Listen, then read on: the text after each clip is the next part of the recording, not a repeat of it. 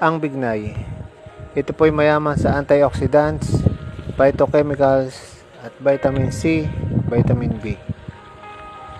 Ito pong nilagang dahon nito ay mabuting lunas sa diabetes, pampababa ng kolesterol, pampababa ng high blood, at lunas din po sa mga taong dumaranas ng constipation. Ito po ay pampalinis ng bituka at ng atay. Lunas din po sa rayuma.